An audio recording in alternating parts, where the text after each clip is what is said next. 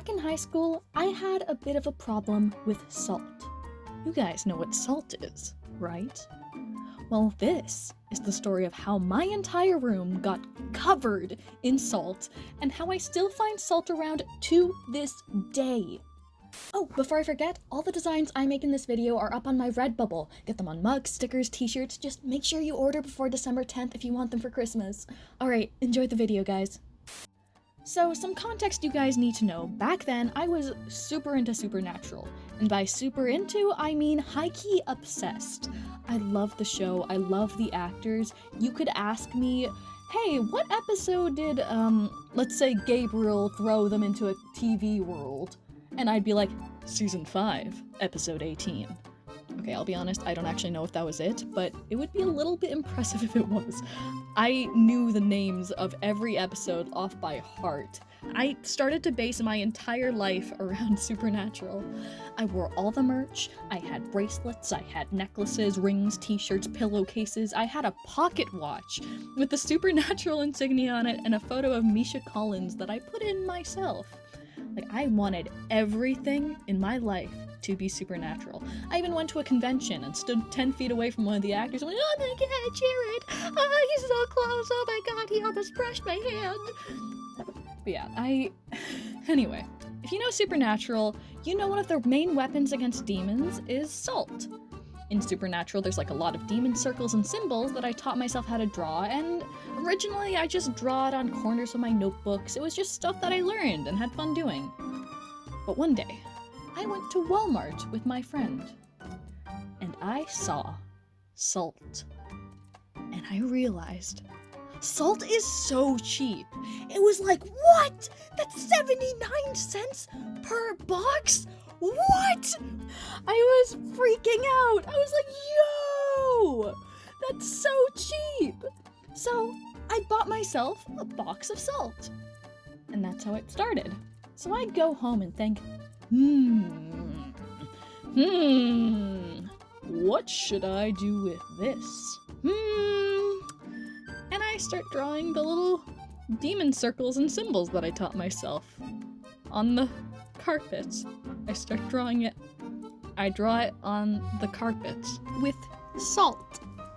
And then when I was done drawing it, I just rub it into the carpet and pretend, well, if you can't see it, it's not there. And didn't vacuum. Yeah, I start hiding the salt around my room and thinking, what else do they do with salt in Supernatural? I put a circle around my bed, I put it on my windowsill, and it started to clog the windows, and I'll admit my parents didn't find out at first, but I kept buying more salt. More and more. And at one point I had around 4 boxes of salt, which is like 4 kilograms of just salt. It was nearing Christmas that year. So what I did was I gave everyone I knew a box of salt for Christmas. I carried them to school in my backpack, just dying from the weight of this. I was like keeling over. I was like, just pulling me over as I'm trying to walk to school with this salt in my backpack.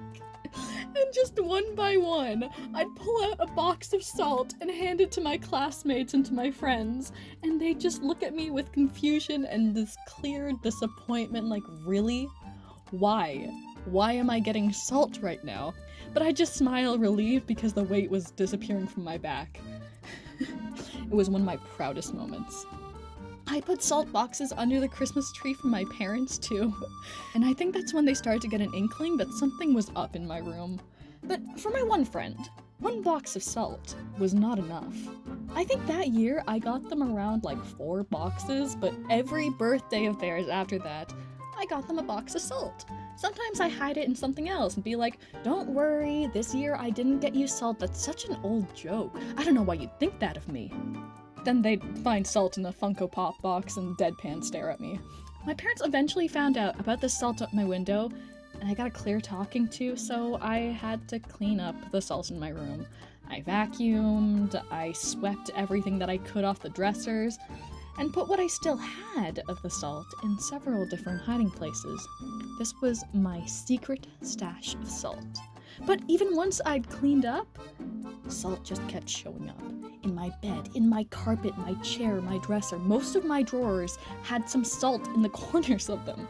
I ignored it for the most part, despite knowing that it was totally funking up my carpet. But eventually, I forgot about the salt, and it would sneak up on me. Those secret hiding places were so good, even I lost track of them. I'd grab a pen to write with, and put it down to the paper, and salt would leak out. There's no ink in this pen, only salt. What I'd done back then was unscrew the pen and fill with salt, and I ruined a perfectly good pen. There were like a few water bottles and jewelry boxes I'd find over the years filled with salt. As a side note, this is totally off topic, but I only use Samsung phones, but my dad has an iPhone, and I found the box for his phone the other day and realized it was actually unopened. I wondered if it was a gift for someone in the family and just kind of sneakily opened it to find salt. It was just salt. I found this box and filled it with salt and totally forgot. So in the end, I just put the lid back on, packed it up, and handed it to that same friend, and was like, here, have an iPhone. And they went, this is salt, isn't it? I was like, no, what do you mean? And they'd open it, and it was salt. So, good times. Yeah, every now and then I still find little bits of salt, but for the most part it's gone. It is mostly gone. And I thought of this story now that Supernatural's over and we're nearing the holidays, and I don't have salt. I've moved houses now, the carpet's been changed, and it feels like something's missing. I feel like I need salt, and I wonder if I should pick up this tradition again. Yeah, now that it's the holidays, I've actually had a really tough time getting gifts for people. It's so hard being so distant from everyone. I've never bought more gifts online than I have this year. At the very least, maybe getting my friends salt will get them to smile, maybe laugh a bit. It's been about 3 years since I've gotten people salt, so it's a good nod to our high school years. And being out of work, I can't fully afford expensive gifts for people either. Just today, I spent the last bit of my paycheck on Redbubble getting gifts for my family and friends, but at least I'm supporting the artists through that too. It's a good site.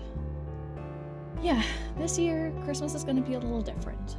I hope I'll be able to see my family this year, be physically there to put salt under the tree, but my area is currently in lockdown, so it's kinda hard to tell what's gonna happen. But I got really inspired drawing all these holiday designs for these YouTubers. I wanted to make something cheerful to share with everyone, because this holiday season is going to be a little different. And as I was drawing, I decided I'd put these up on Redbubble to share with everyone, and hope that they can make someone else happy. If you guys want, feel free to check it out. I'll put the link down in the description. But yeah, that is 17 different Minecraft YouTubers drawn. In total, that took, I think, almost 9 or 10 hours, but I hope you guys enjoy the video. I know it's a little different from my previous ones, and let me know if you want more story times. Thank you so much for watching, everyone. Toodles!